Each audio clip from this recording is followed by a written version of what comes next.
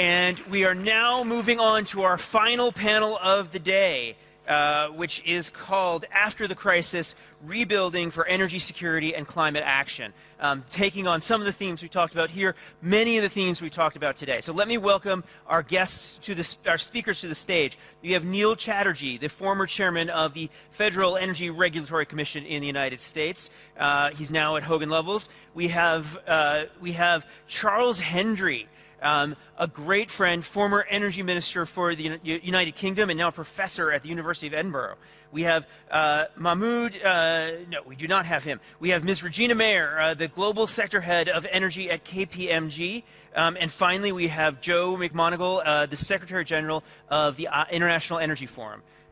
And where is Joe? Joe seems to be... Anybody see Joe today? I haven't actually seen Joe today, so I wonder where he is. Well, then you all get, we'll make it even quicker and we can all get to the reception faster. What was that? Or you can talk for longer. You know, it is the end of the day, so I don't think people like to do that. But, what we're talking about is the future, when this is all over. We don't know when that's going to be. It could be very soon, unlikely, but possible. It could take a while longer. I want to talk about what we need to do to rethink the energy security and climate framework for the world, for our risk. Oh, there you are. Joe, welcome. Thank you for joining us. I know it's been a long day. Right? You were out. I saw you out napping out there, right? Yes. Just kidding. So as I was saying, we're going to talk about, and now the panel just got extended by 15 minutes, so we're that much farther from the drinks. What does this energy system of the future look like, and what steps do we take now, even as we're trying to resolve the current crisis? How do we act now to build a better future and more secure energy future for tomorrow? So I'm going to just get initial thoughts, and I have a bunch of questions, but let's just go down the line first, starting with Neil. Well, thank you so much for having me, and to the Atlantic Council for hosting this forum in person. It is so good to be back at an in-person conference. Look, the energy transition that's taking place in the United States right now, and quite frankly globally, has been very exciting, has yielded tremendous benefits for the economy, for consumers, for the environment, and we're starting to see the geopolitical implications as well, and it's all something that we have to consider. During my time as a chairman and commissioner at the United States Federal Energy Regulatory Commission, my principal focus, that of mine and my colleagues, was on reliability, and the resilience of the grid. We wanted to make sure that when Americans hit the switch, the lights came on. And in my capacity, I actually got to serve in the international arena, advising our allies on how to design their markets to ensure clean, reliable, affordable delivery of electricity. As we are undergoing the energy transition, we have to make sure that we do not take our eyes off of this concept of reliability. The reality is as grids are facing extreme weather events that are coming with greater frequency and more intensity, that has a challenge on the grid, which in turn drives a greater need for accelerated decarbonization. But according to NERC, which is the reliability standards expert in the U.S. who worked very closely with my old association, FERC, decarbonization poses some challenges to the reliability of the grid. And therein lies the challenge. Extreme weather events test the reliability and resilience of the grid, but we need to decarbonize faster to ameliorate that, but that in turn puts pressure on the reliability of the grid. And as we look to decarbonize the economy, that's going to require an even greater emphasis on electrification. We're going to look to electrify our transportation sector, look to electrify the vehicle, our buildings, and some experts have said it may even triple the amount of electrification needed in the U.S., and I imagine our allies will model that around the world. And so it's a really complex puzzle that we are trying to navigate. What we have seen in the U.S. Is that climate change doesn't know political party or affiliation. We had 2 incidents in the past year plus in the U.S., in Texas, a very conservative state, and in California, a progressive one, in which both of their grids were pushed to the brink. Texas by an extreme cold weather event, California by an extreme heat wave and wildfires. And what we saw is different market design flaws and a lack of emphasis on reliability in both instances pushed those grids to the brink. And so I think policymakers in the U.S. need to have a greater focus on managing the energy transition with an eye towards reliability. What I saw firsthand during my tenure at FERC was that designing markets, balancing state policies, a focus on regulations and subsidies and mandates, I found to be an inadequate approach to maintaining reliability. It's not politically viable in the U.S. today, but I would like to have the conversation around carbon pricing. In my view, a transparent price on carbon, a market-driven approach to decarbonization is the reliability solution that will enable us to navigate this complex area. But obviously, there are complications with moving in that direction as well. But it's worth having the conversation, and that's why I appreciate coming to forums like this where we can have candid, serious discussion about these topics. And I want to call out our good friend Adam Szyminski, who, when he was at the EIA, commissioned a study that demonstrated that a carbon price, a very minimal carbon price, would put nuclear energy in the money in the United States, which would deeply enhance reliability. We're seeing with nuclear plants shutting down in the United States, that's causing some of the reliability challenges that you're talking about. So, Adam, thank you for doing that work. Charles, your thoughts? Well, first of all, it's a huge pleasure to be here, and thank you so much for the invitation. I think there's a number of lessons which we can learn. The starting point is that we need to be more alert to the dangers, and we don't need to wait until they happen before we respond to them. We've allowed ourselves, particularly in Europe, to become too dependent on a single source. That we don't get much of our gas from Russia, but Germany gets over half. Italy, I think, is 70%. Germany gets over half its coal from Russia. Europe as a whole gets half of its diesel from Russia, and that we have allowed ourselves to become over-dependent on one country. Winston Churchill said when he was Minister for the Navy, he said, security comes from diversity and diversity alone. And that was true 100 years ago and is true today. And so what we have to do now is to build into policy an approach which makes sure that we have diverse sources of supply and diverse routes for bringing that to our markets. So that's the starting point. I think without getting that right, we're not going to learn the lessons which we need to now. The Minister, when he was speaking this morning, talked about the need for security of supply, for decarbonisation and for affordability. Of those, I always believed as UK Minister that security is the most important, because you won't decarbonise if you haven't got security, and it won't be affordable if you haven't got security. So we need to rebalance that equation and to make sure that we're giving proper attention and focus to how we maintain our security of supply. And Europe, I think, now has learned a very harsh lesson. It's going to get worse before it gets better. But we need to start building in that as a thinking element of government policy to make sure we get it right going forward. The only bit of fortune which we have in this awful crisis is that it's happening at a time when it actually makes economic sense to go for low-carbon sources.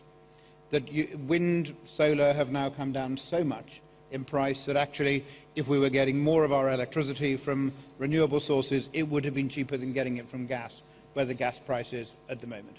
That's a temporary situation, a temporary picture in the market, but actually it makes economic sense to go down that route. So what we also then have to do is to harness the enthusiasm, which you saw in the last panel, we've seen with the young entrepreneurs earlier on today. We need to harness the enthusiasm to push forward innovation, push forward invention.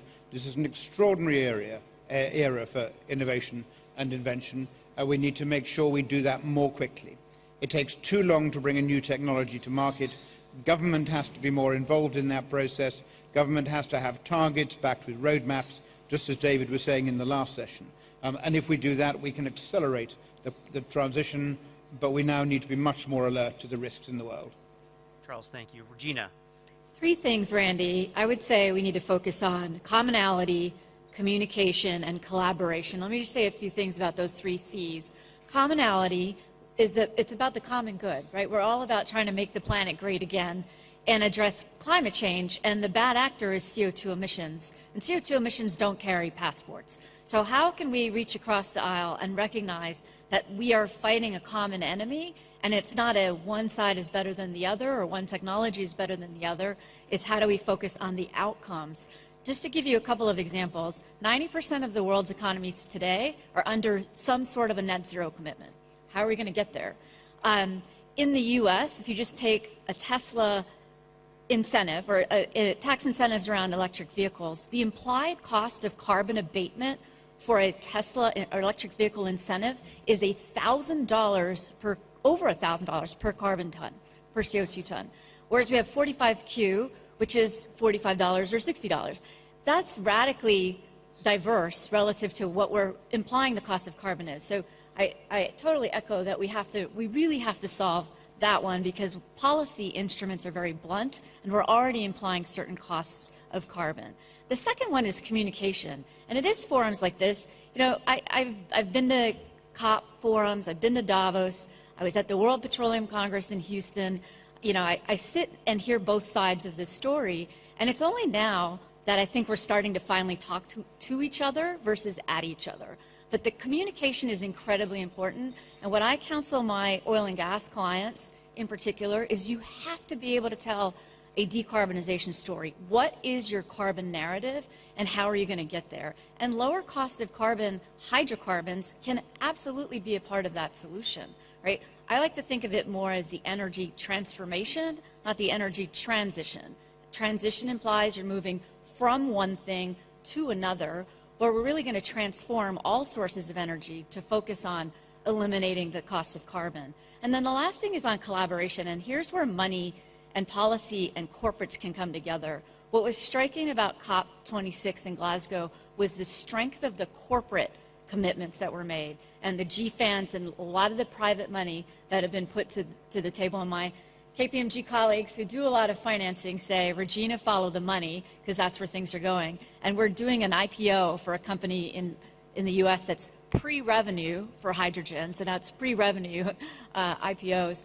But I think there's ways to create new project financing vehicles to bridge the investment so that public financing perhaps de-risks some of the upfront investments and then encourages private financing to come to the table.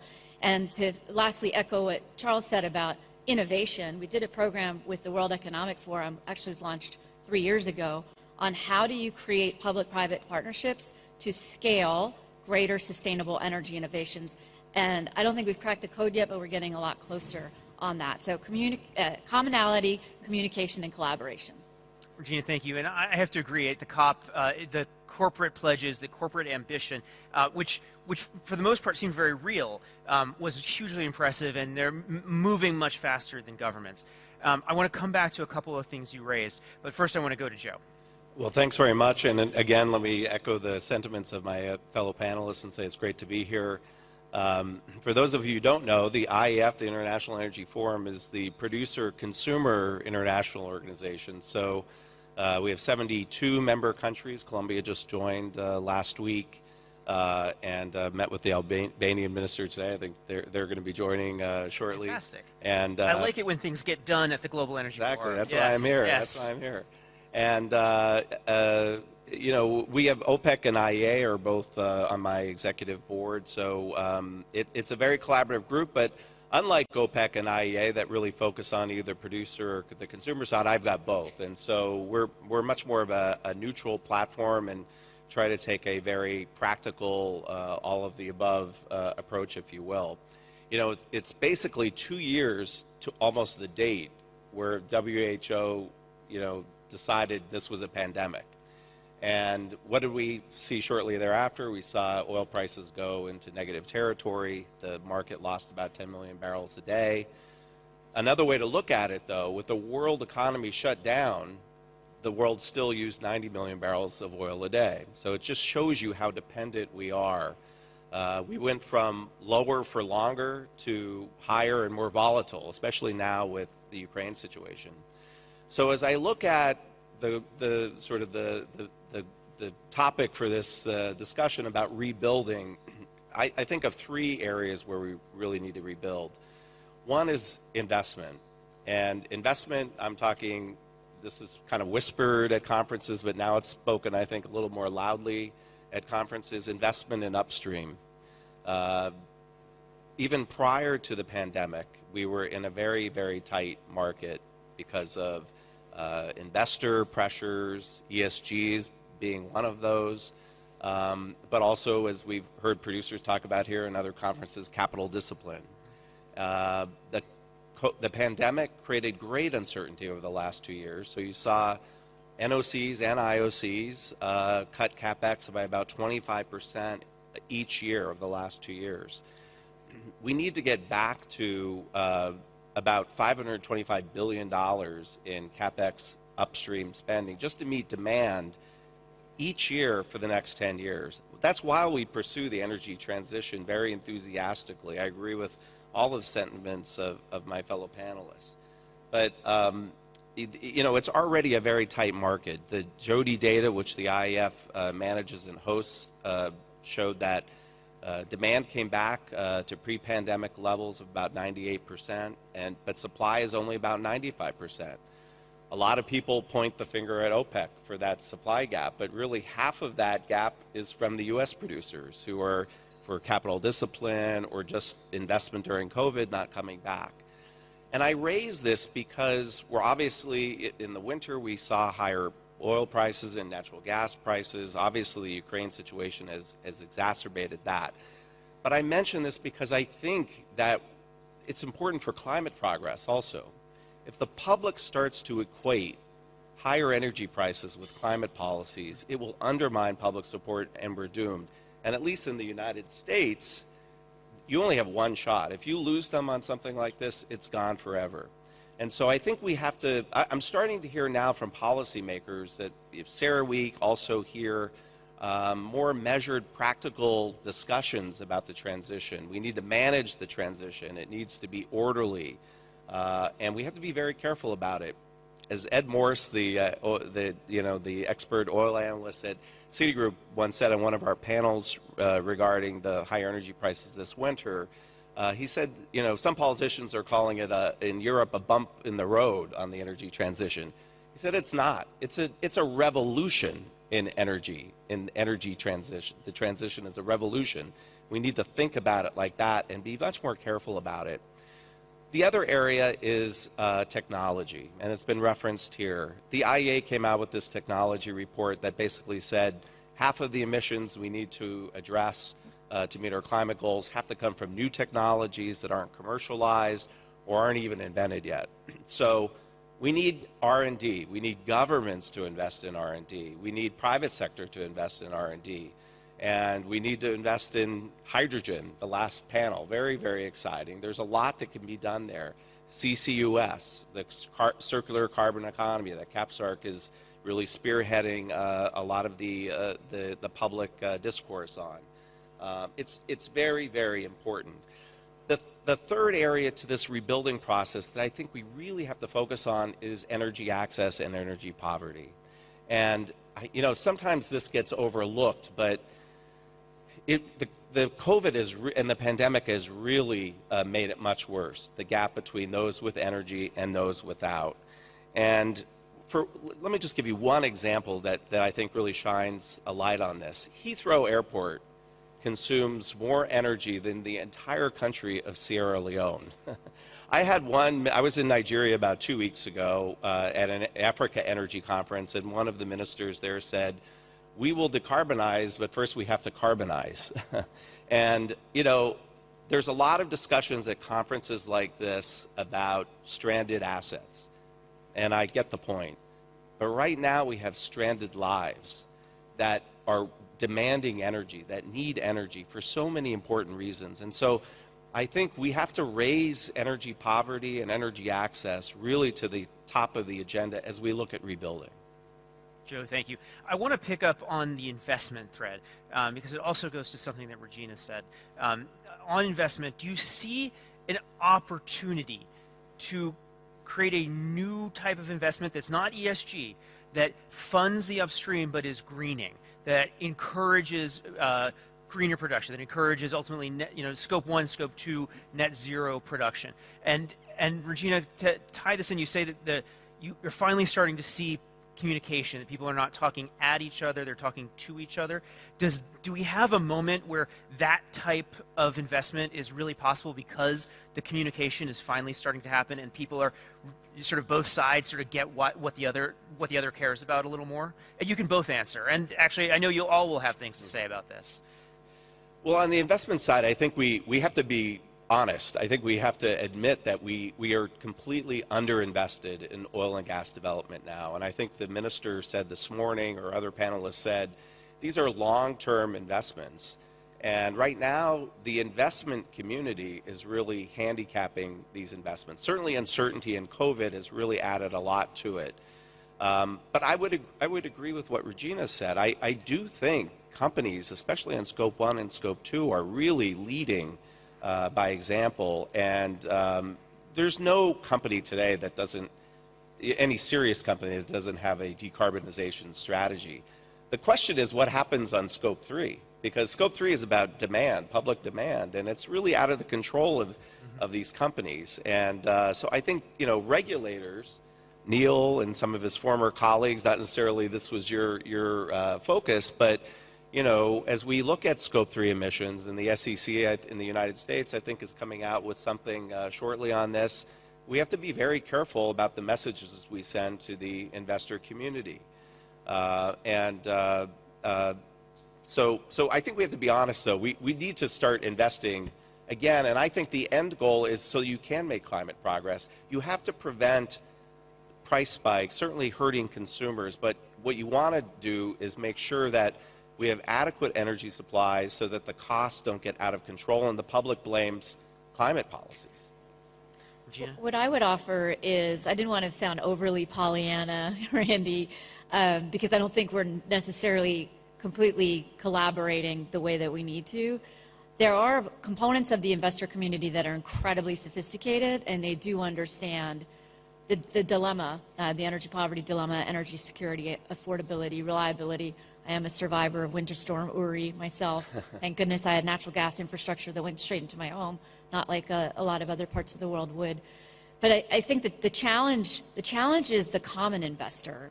And I speak to a lot of board members within the oil and gas community, and they talk to a lot of the younger analysts that represent Wall Street, and some of them are less attuned to they don't, for example, they don't understand that carbon emissions are based on estimates. I mean, I was shocked by that a lot of the investors that they talk to in New York don't even understand that the basic carbon reporting that we see today are based on algorithms, measurements, extrapolations, et cetera. So I think it gets to where Meg was talking about earlier, is we have to get to the point where we can count carbon in the same way that we count money. And that's what Mark Carney said to us at KPMG when we were at COP26 in Glasgow. The accounting firms really have to figure out how we start counting carbon emissions in the same way that we count currency down to detailed levels, and only then I think will we have the level of transparency to reduce emissions that we need to provide for the investor community to be confident in what we're doing. Yeah, if you can't really measure it, you can't really change it. So if it's just guesses, then yeah. Right. Charles, I know you wanted to jump in here. Yes, I think that investors are becoming much more critical in this area. If you look at the way that they've turned their backs on coal, very hard to find public investment into coal now. And the oil and gas runs the risk of moving in the same direction. And so for publicly quoted companies, they're going to face shareholder activism, and if they are not moving in the right direction, if they are not investing heavily in low-carbon technologies in the way that BP and Shell are, if they're not tackling their methane emissions, if they're not looking to how they advance carbon capture, that they will then be marked down and they will find it much more difficult to get that. So there is a market which is working here, but the industry is going to have to show that it is really moving the dial. But the greening companies, as opposed to the green companies, so the hydrocarbon, the oil and gas companies which are moving significantly into this sector, have the ability to carry out that transformation or the transition more so than the green companies do, because they've got the heft, this the huge balance sheets to enable them to do it. We cannot make the transition in the way we need to, at the speed we need to, without those companies being involved.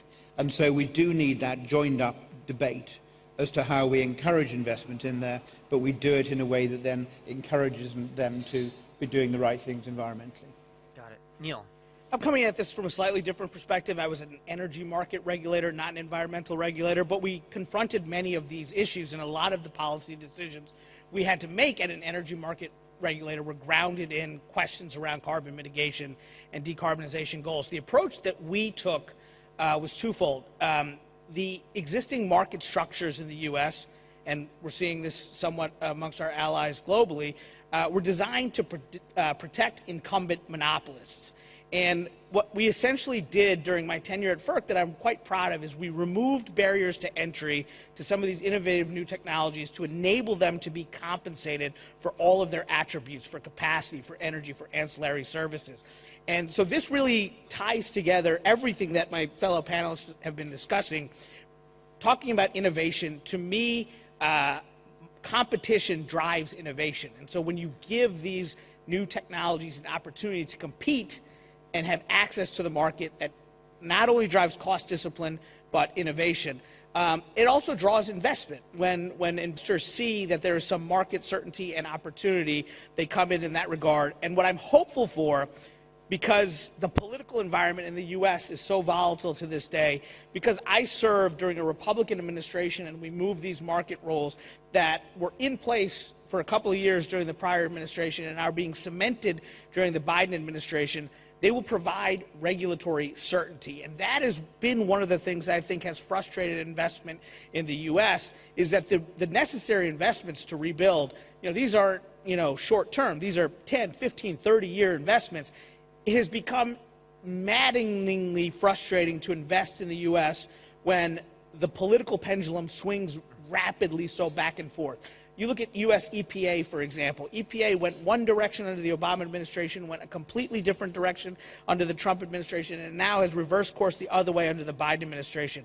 How do you make long-term investment decisions with that kind of regulatory volatility? So one of the things that I appreciated about the role I got to play at an independent, bipartisan market regulator is we were able to put rules in place that are largely going to be durable and withstand legal and political challenges.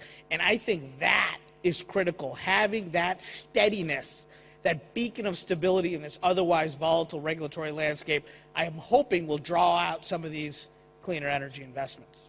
Neil, thank you. Joe, you want to jump in? Yeah, I mean, to Neil's point on this investment and sort of certainty, we just hosted in February our annual Energy Outlook Symposium, which and CAPSARC participated in that, but we co-hosted with IEA and OPEC. And the short-term forecasts, of course, in February we presented them. They're completely out the window now. But the medium and long-term forecasts are still there. And I think the lesson that we're learning from the current crisis is maybe we need to listen to markets instead of models. Regina talked about gap. You referenced gap procedures. Maybe we need some kind of gap standard for forecasting, energy forecasting, because basically we examined these long-term scenarios that OPEC and IEA and ARENA and even different private sector companies. And if you look at the difference in oil demand in 2050 between the highest case scenario for demand and the lowest case scenario, the gap is 100 million barrels of oil. That's today's oil market. So if you're an investor or you're a company that needs to make an FID, you're a policymaker that needs to choose a pathway, how do you make these decisions with such great uncertainty?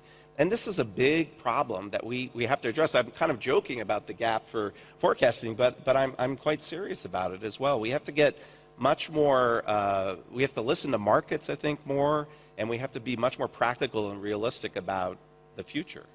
Joe, thank you. We have about 10 minutes left, and with that last 10 minutes, I do want to pivot a little bit and talk about cooperation, international cooperation, because it is going to be crucial. But Joe, you mentioned that 50% of the technology that we need to decarbonize is not yet invented. There's a risk that this gets invented and gets kept in one country or another country, that there is not technology transfer, the technology transfer that's needed to really to decarbonize globally, because this is, of course, a global challenge. So I'd love to just think through what are the various opportunities for international cooperation. From where I sit at the Atlantic Council, we obviously think first and foremost US-EU, though that's just a bias from where we sit. But since I have that, I'm going to start there and go to Charles. Charles, when you were energy minister, the UK was still part of the EU, and now we still think of it as broadly Europe. So I'd love your thoughts on this first. That I sort of developed a concept which I called energy diplomacy, which was about how you actually use diplomatic mechanisms to try and strengthen your energy position. So, for example, Mohammed al-Sadr, who was my Qatari counterpart, I would send him a message every time Manchester United won a football match and say, well done, great result, because he was a huge supporter. And I thought, well, if we're a bit short of gas and I need an LNG terminal, I've done the background work, and so he'll send one in my direction. And that collaboration is really critical as part of this. The UK is not an island when it comes to gas. We have a whopping great big gas interconnector from Norway, and we have other interconnectors, so we can be a transit country for gas. So we cannot isolate ourselves and protect ourselves from those global changes. We've got to see ourselves as part of that continent, even if we don't want the political connectivity which comes with it. So absolutely, collaboration is part of this. We get about 3% of our gas from Russia. Germany, as I said, 50%, Italy probably 70%. We will not make the changes which are necessary unless we work together to help them to reduce their dependency on Russian gas. We can do it on our own, but it makes not an iota of difference to the big picture. So we've got to find ways in which we do more collectively in order to do it. And the other aspect of that, given the magnitude of the challenge and the new technologies coming through, we heard in the hydrogen panel, then yes, let's collaborate, let's work together, let's share the ingenuity which is there to see if we can accelerate it. Because we are facing a global crisis. And even if we think that competition may deliver the best results, actually sometimes you need to collaborate to bring the best minds together to create bigger projects, to make the change from concept to commercialization that much more rapid. And you can't do that without the collaboration, I think. Thank you. Now, Joe, you work at an organization that is defined by international collaboration. How do you think about that in terms of next generation technologies and making sure that those get developed and shared and deployed globally? Well, one of the things we're doing right now is actually a suggestion that David Livingston and his colleagues in Secretary Kerry's office recommended, and DOE, is to really track government spending on clean energy R&D. I guess Mission Critical used to do it at one point, but when they became 2.0 Mission Critical, that sort of dropped. And I think on the, following up on this IEA technology report, I think that it's becoming critical that clean energy R&D, especially by governments, on kind of the most riskiest type of technologies. I mean, you really need the governments to really be investing here. Certainly the private sector does its own, but I don't think we should expect the private industry to invest in the most riskiest technologies. But in any event, we're encouraging our member countries to invest, and the U.S., I think, commendable. The administration has proposed quadrupling clean energy R&D in the U.S.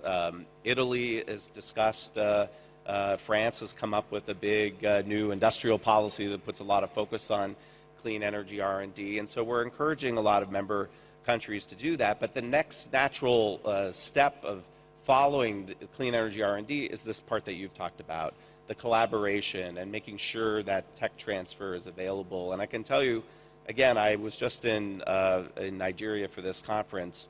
They're yearning for help on the technology side and really very, very open. Yes, they want to develop their own natural resources, but when the alternatives come, they don't want to be left out either. And I think lastly, it's important to recognize the role that this region is playing in this clean energy revolution, if you will. You have the UAE and Saudi Arabia pursuing aggressive, as we heard in the last panel, clean, green energy, green hydrogen projects. And, they have a special role to play. They not only have to become trailblazers in clean energy, and and I think are doing it because they see a commercial opportunity here, but they're also doing it to be good stewards of the planet. But at the same time, they have to provide, gas and oil that drive today's world economy. So I think we have to commend them and encourage them in what they're doing, both on the clean energy side and simultaneously providing supplies that the world economy depends on today. Joe, thank you. So, Regina, when you're advising clients, many of whom are big multinational companies, but they develop a new technology, they obviously want to make a profit off of it. How do you think through this challenge for them in terms of making sure that that they make the investment, they make the money that they need to make off of it, but also that they are good corporate citizens and that this is going to be part of the future? So we were just having this conversation with one of the very large IOCs about thinking radically differently about how they finance their investments. A lot of them are balance sheet financiers. Their cost of capital is still quite low. Could change, but right now it's still quite low. And we think that the area of clean energy, particularly around hydrogen and particularly around carbon capture and sequestration, is a little bit like the disruptive moment that offshore wind faced 10 years ago. And if you look at the model of Ørsted, formerly Dong, and how they grew and capitalized, I think there's an opportunity for the IOCs to do that. So they could do, $500 million sort of experimental developments with CCUS projects, do 4 or 5 of them. It's $2.5 billion. Onward, de-risk it, get it running, have offtake agreements, and 2 or 3 years later, onward sell 49% of that, maintain the cash flows. Green investors are probably going to pay a premium for those assets. What an idea. So I think that the industry is going to have to think very differently about access to capital, how they fund projects, this notion of really long cycle investments that are more joint venture, we are tied in for 20, 30, 40 years. That's not the wave of the future. So that's the kind of advice that we're giving in terms of thinking differently about how to scale innovation and investment. Got it. Thank you. Now, Neil, you were a domestic regulator. Did this ever come up in what you were working on, where you're thinking we've got to solve this problem here, but there's a whole wide world out there? Yeah, it did. Look, I was surprised when I took my seat as domestic energy market regulator at what opportunities I would have to engage in the foreign policy arena. One of the responsibilities we had at FERC was to evaluate applications for liquefied natural gas export facilities. So I thought maybe I'd go and visit some of our allies to see if there was sufficient offtake before we authorize a domestic build. What I found was our allies are closely studying U.S. power markets. They're looking at the U.S. example where we at FERC have the foremost expertise, 2+ decades now, of designing markets that have provided consistent delivery of clean, reliable, affordable electricity. And we have successfully squeezed out carbon in the U.S. through our market designs.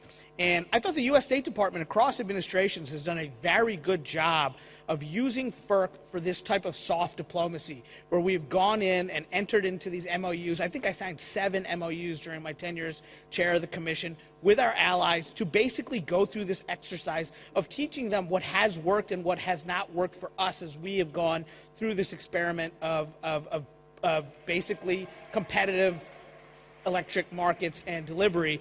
And what we found is that there is a hunger for technology to meet the market design. So as we enable our allies to structure their markets in a way to push for decarbonization while maintaining reliability, it's an opportunity for U.S. manufacturers, for others to have that tech transfer and to make sure that that's there. So you create the market dynamics that lay out that regulatory ecosystem that drives innovation and enables the technology to come in. Neil, that's really interesting. I wasn't expecting that answer, so I've learned something new today.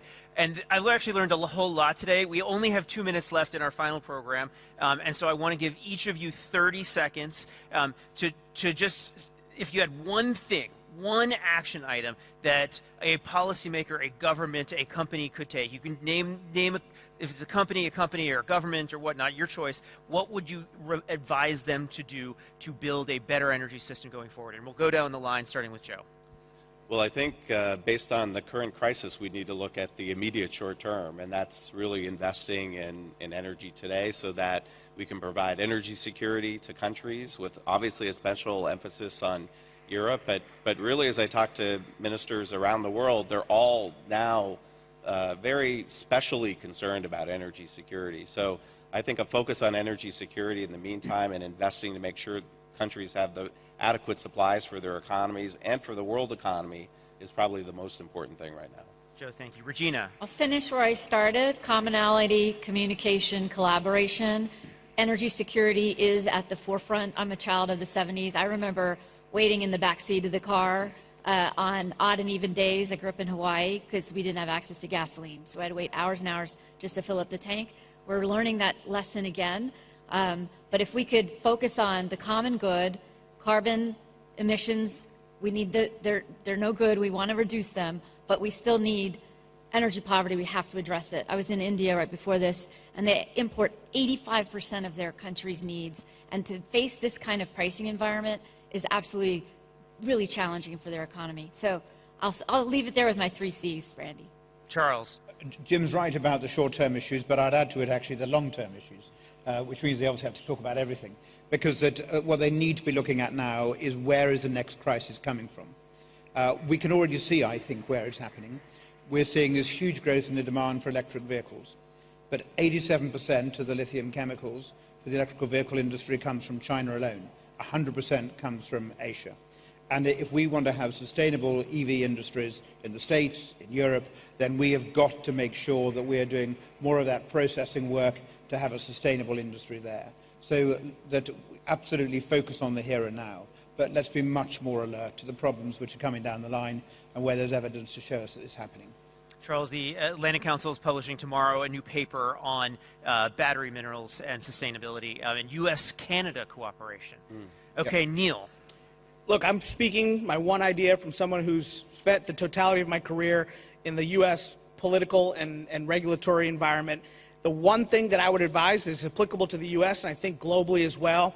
I want to make energy policy boring again. When energy policy is boring and you allow the engineers and the economists and the lawyers to sort it out, you get productive outcomes. What is happening now is energy has become too interesting and too politicized, and you have political actors who are making decisions around serious things like resource adequacy. We need to take the politicians and the pundits out of it, let the engineers and the economists and the lawyers design our markets going forward, make energy boring.